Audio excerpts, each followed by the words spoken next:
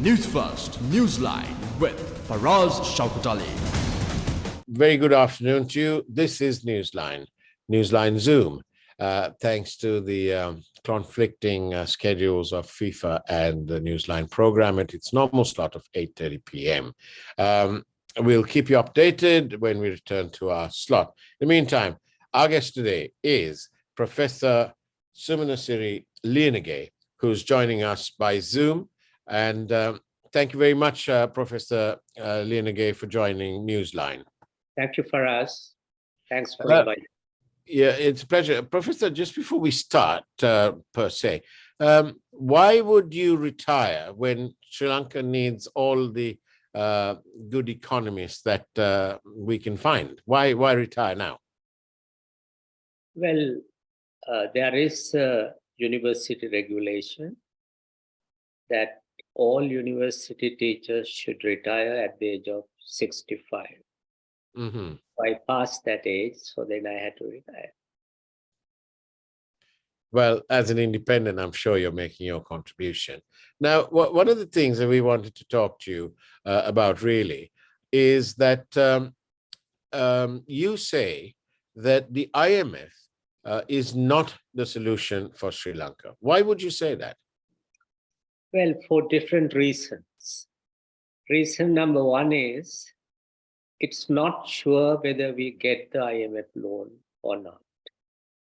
Because in order to get the loan, we have to get the consent of the three main creditors, namely Japan, China, and India, that they are ready to restructure our debt in varying forms. But still it's not sure, although government says, but it's still not sure. Reason number two is IMF is at the staff level agreement says that IMF is ready to give $2.9 billion in 4-year time period. Yeah. When you do that, when you get the 2.9 divided by 4, something like 750 million every year from 2022. And our foreign exchange requirement, annual foreign exchange requirements are twofold. One is to finance our current account deficit of the balance of payment. And number two is debt servicing, that is paying principals as well as interest. And it was calculated, this is around, when you add both things, this is around something like $5 to $6 billion every year. So when you get $750 million, I doubt that is not sufficient to face the foreign exchange crisis that we have been facing today. But to be fair, the 2.9 billion is like only part of the overall help, isn't it? Well, part of the IMF package. Yeah. And our government expect when you get this loan, you can get more from World Bank, that is for basically development purposes, and also from the Asian Development Bank, once again for development purposes. Yes, you will be, the Sri Lanka will be able to get some loans from these two countries. But again, not in massive quantities like in the past. So, and the third thing is, that would be the intention of the government. When you get the loan from IMF, that shows your country is creditworthy, at least to a certain extent. So then government may try, as it did between 2015 and 2019, to sell international sovereign bond in the capital market and to raise some money. So problem is, in order to resolve the debt problem, we are getting more and more debt. And by 2030, definitely our government foreign debt would increase to $60 billion if we adopt this policy framework.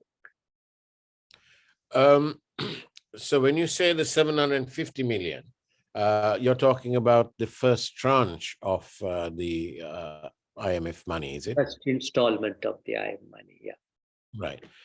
So, Professor Sumanasiri Liyanage, who's our guest today, tell me, what's the alternative? Well, the alternative is, first we have to understand the nature of the crisis. Yeah. And the crisis can be defined as a structural crisis. This is not because of the last 2 years. This is not because of the last 5 or 10 years, as some commentators said. I think the structural change that introduced in 1977 is the main cause of this present crisis. What do you mean by that? Well, when we look at the figures, Sri Lanka depended on, in the initial phase, after 1978, 1977 was the last year that we have surplus in trade balance and in Karnataka. And after that, we have a deficit. So initially, we were able to finance the deficit because we get concessional loans. Yeah. We get outright grants. Yeah. For Mahavali. So we were able to cushion off the foreign exchange issue because of that. But that situation has changed, especially in the 1990s, 2000s.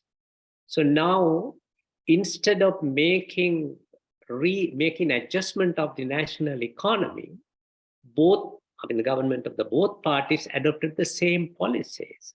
What happened? We have accumulated mountain of debt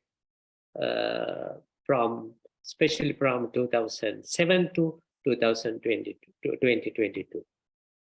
So that is why I call this is a problem of the structural a structural framework that was introduced in 1978, and we never tried to change it in the last 45 years. And together with that, an Indian professor who was referring to Sri Lankan crisis, one Professor Prabhat Patnaik, who was retired professor of Delhi Jawaharlal Nehru University. And he said, this is not only a structural crisis, this is also a contingent crisis. So we can explain the current crisis by combining these two theories, structural crisis theory by some Hungarian philosopher, Stefan Mészáros, and Prabhat Patnaik's contingent crisis theory. Contingent crisis means we get loans, but we did not realize we had to pay them back until the crunch comes. Okay. So that's the situation in Greece sometime back, and that's the situation today in Sri Lanka. Yeah. Not realizing that you have to pay a loan back is that would be criminal if it's not laughable. We'll come back to the criminal aspect soon. But as an economist, as you watch, as a citizen of Sri Lanka, and you watch what's happening, do you feel put out as a citizen that this government of the day, because that's all we've got, the government of the day, doesn't appear to pay any attention, or certainly the budget doesn't mention it, of the 48 economic activities in our country, the main 48, the government has made no mention. They make wide statements so on the lines that we must export, we must increase food production, and so on.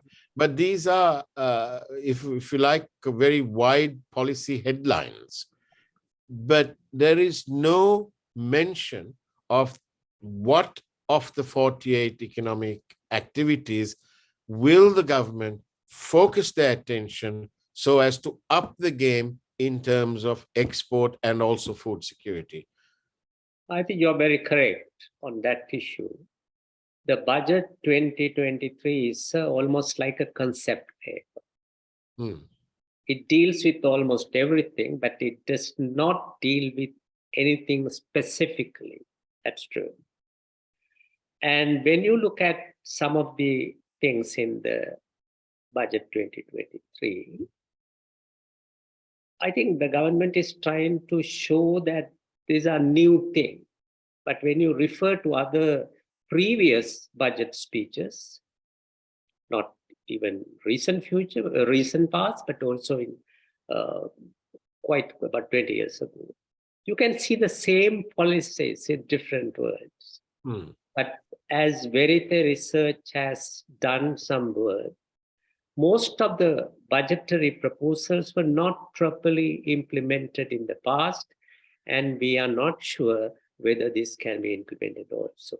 So that's the first thing.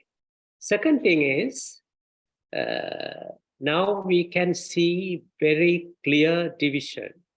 I mean, that is about the very recent statement by the governor of the Central Bank of Sri Lanka. He said, the monetary policy part is my business. Others should not involve in it.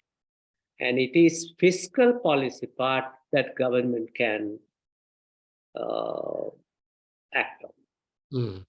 I think this is a very dangerous statement. This is something like Walker Doctrine. Walker Doctrine applying to Sri Lanka, that is, central banks should be absolutely independent organization from the government, and it is not an elected body. It is an unelected body. And can an unelected body be given power and responsibility to decide basic component of the economic policies? And now, especially when it comes to the interest rate, who is going to determine the interest rate? Is it the government as a whole, or only the one arm of the government? I think that's a very important question we should ask, because the economic growth, investment, consumptions, and many things depend very much on the level of the interest rate. But Professor Liyanage, Sri Lanka's central bank is hardly independent. It's no matter what any governor says, we all know that the central bank is just, as you just said, is just another arm of the government of the day. Our governor is appointed by the president, supposedly in conjunction with the Minister of Finance. Of course, in this presidency, it's one and the same. But how does the system work for comparative purposes? The Bank of England, for example, is independent of government. How does that work there? Well, it's like that. I mean, central bank should be relatively independent from the government. That's true. But it does not mean, I mean, and I think what you said was also not correct. Central bank is not an arm of the government in the 50s or 60s or in the early 70s. This is a new phenomenon. That's right. That's what I mean. That's what I mean. In the early years. Early years, of course, central bank governor was appointed by the government. That's all true. But it acted with some kind of, because no political involvement in decision making. But it takes into account the broader government policies when it decides on the rate of interest or money creation or something like that. But things have changed, as you said. after 1970s, as in many other departments, many other governmental bodies. Now, initially, government ministers, secretaries to the ministries are quite independent. Minister can decide the broad policy framework of that particular ministry, but the secretary is the one who implemented it. So he has a relative independence how to do that. So similar independence is good. But the point is, this new idea, I mean, this is relatively new idea that central banks should be absolutely independent. I think that's a new doctrine, especially during the Paul Walker's governorship of the Federal Reserve System. On that note, let's go for a quick break and take a peek at this evening's headlines, I suppose, and we'll come back to you. We're in conversation with Professor Sumanasiri Liyanage, who's joining us by Zoom. See you on the other side of the break.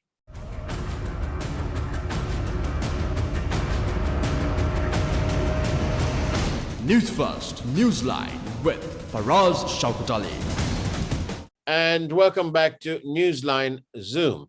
Our guest today is Professor Sumanasiri Liyanage, who used to be, until his retirement, at the University of Peradeniya. Thank you for joining us again, Professor Liyanage. So the central bank can't be, or you say it's this dangerous statement to say that it should be completely independent of the government arm or the legislative arm. Be that as it may, what should the dollar earning strategy for Sri Lanka be then? Well, now I would like to emphasize, although I teach economics, I taught economics, I don't call myself an economist. Okay. I call myself a political economist. There's a different categories. Well, now when I say in economic theory, there is a double standard. Now, when there is a crisis or when there is a recession in the countries of the global north, what do they do? Just look at the economic policies that they had adopted in crisis situation. In 1929-33, the Great Depression, they came out of the crisis. What did they do? They expand government activities. They lower the rate of interest. They adopted the so-called monetary easing. So these are the kind of policies that was adopted in during the 1929 to 33 period, and that's what we call Keynesian demand management policies. And in 2008, there is a financial crisis and a crisis associated with that. What happened? The same thing. The government started printing money, and even in the last 2-3 years, it even gave, I think every house got some kind of, I don't remember the number, maybe $2,000, $5,000. So that's how they try to, when there is a crisis, that is how they try to come out of that, or in order to stop recession growing into a slump. But what are they doing in our countries? In Sri Lanka, we're contracting the economy from $80 billion plus. We've come down to around 70, or maybe down. That's what we are doing. That's what IMF asked us to do. That's why Dr. Nandalal Veerasinghe is going to do. Now, for example, get how this affected the country. I mean, in next 2-3 years. Say a person with $100 million who wants to invest it. What's the rate of profit he gets? I know one entrepreneur, he said he get about 10 million. Invest in 100 million, they get 10 million. Maybe true, maybe not, maybe a bit higher, maybe low, I don't know. And he said he has to pay $3 million as tax. Leave it that way. So he gets only $7 million as a profit, right? Now, if you have 100 million rupees, if you go to People's Bank or Bank of Ceylon or any other commercial bank, how much you get? Yeah, even 200 days, you get something like 30 million as interest. Do you think any rational investor go for industry or go for the bank to invest his money, his or her money? So therefore, what I'm trying to say is the interest rate policy and other policies, will definitely affect the economy in a bad way. It will create, the solution at IMF, Mr. Wickramasinghe's government and Nandalal Veerasinghe's central bank, what are they doing is to deflate the economy and to come out of the crisis. So, but just to stop you for a second, for comparative purposes, we heard Britain's new Prime Minister, Rishi Sunak. He made it very clear that he wishes to grow the economy. He wants to spur growth and create more employment. And I suppose in the fullness of time thereafter, he may come back and do the taxation and so on and so forth then. I know I'm not comparing the British economy to the Sri Lankan economy. I'm only bringing the theory of growing the economy versus contracting the economy in the light of the fact that 62% of Sri Lanka's workforce is daily waged. So if you contract the economy, those people will either suffer a reduction in income or they will not have any income.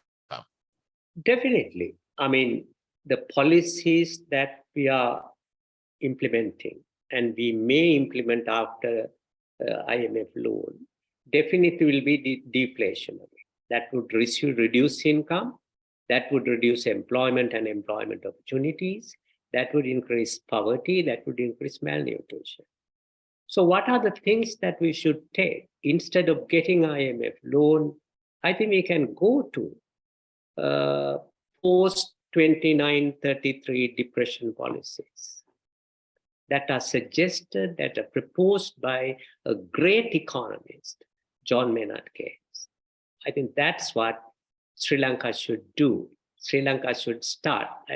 You may say, when we increase government spending, of course, we will create more money. That's true.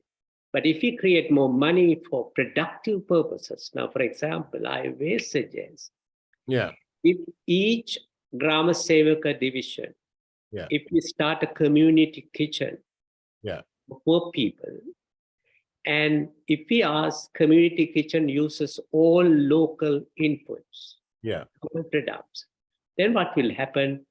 At least in that area, the income will increase, employment will increase. So that would be not deflationary measures. I can suggest a number of measures like that. So what I'm suggesting is government should not just give 5,000 rupees to poor farmers, poor families, but they should initiate what I call productive investment. So if government spend money on that, definitely that would resolve the problem, resolve the crisis, but at the same time, it might increase the same way. You can start, instead of importing things, industries, you can have what I call strengthening the local supply chain.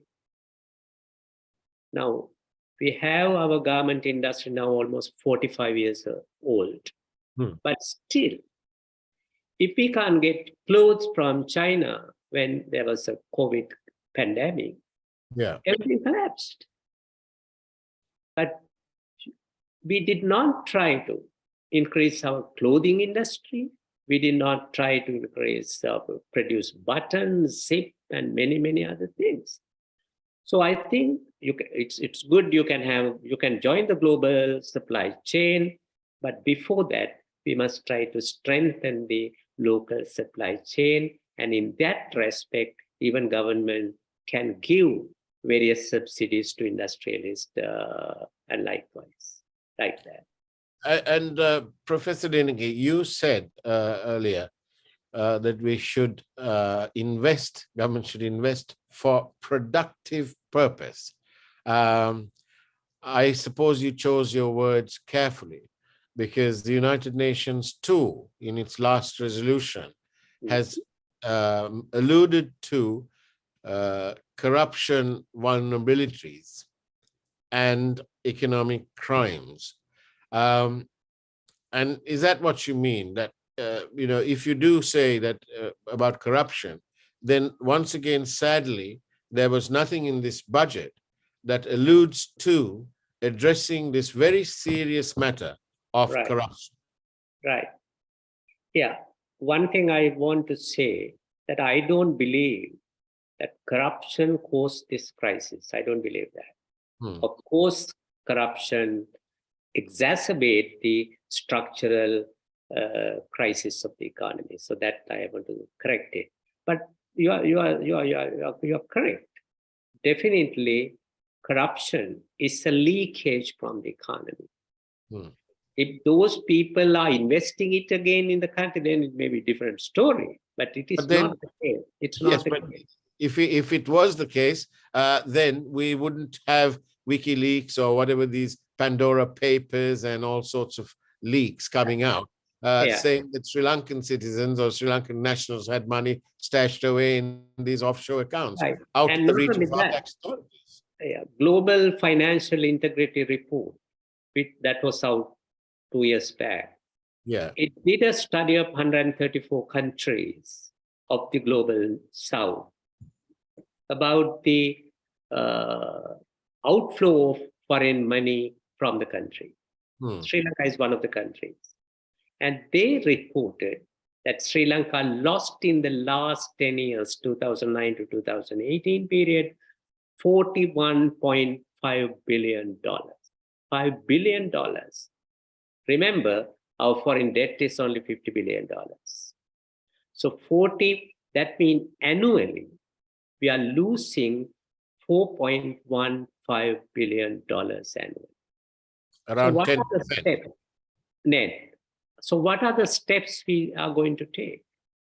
Actually, very recently, we wrote a letter to the governor of the Central Bank of Sri Lanka, because some of the money that we earn through income. Now, for example, we said our trade exports amounted to something like $13 billion a year. That's true. These are the custom reports. But how much we get in Sri Lanka? 60%. I mean, the residual 60%. Less. We wrote the letter, some of the trade unions and some of the civil society organizations, why central bank do not take action against this. So we have to stop those things. And that way, that's why even next week, there will be a South Asian conference of CADTM that is working on debt thing in Sri Lanka.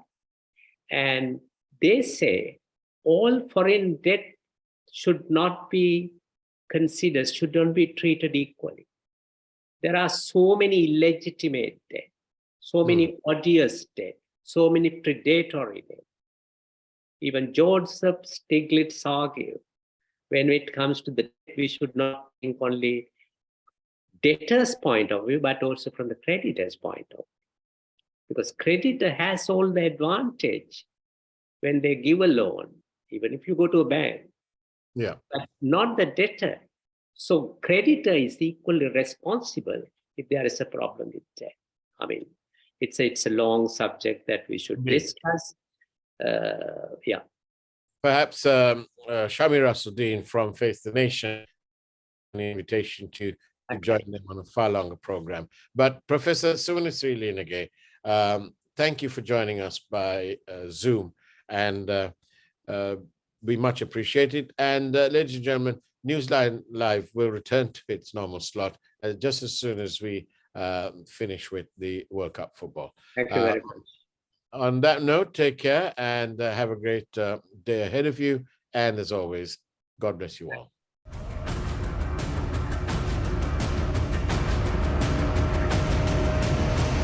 News First, Newsline with Faraz Shaukat Ali.